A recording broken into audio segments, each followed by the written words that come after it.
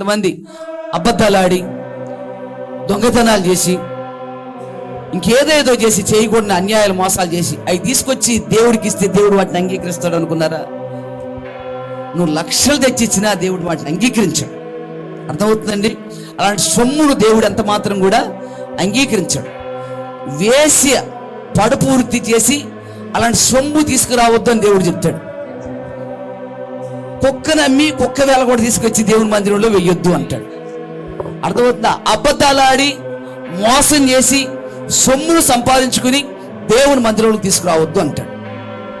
అంటే నువ్వు సంపాదించిన సొమ్మునే దేవుడు అంగీకరించకపోతే ఇంక మనల్ని ఎట్లా అంగీకరిస్తాడు దేవుడు? అర్థమవుతుందండి? మనమిచ్చే రూపాయి కూడా యథార్థమైందుకు ఉండాలంట. నువ్వు కష్టపడిన కష్టార్జితమై ఉండాలంట. అన్యాయంగా అక్రమంగా సంపాదించిన సొత్తు నా మందిరంలోనికి, నా కానుక బాక్స్లోకి మీరు తీసుకురావద్దు అని దేవుడు చెప్పాడు. అర్థమవుతుందండి? దీన్ని బట్టి మనకేం అర్థం కావాలా? మరి మనల్ని ఎలాగ అంగీకరిస్తాడు దేవుడు?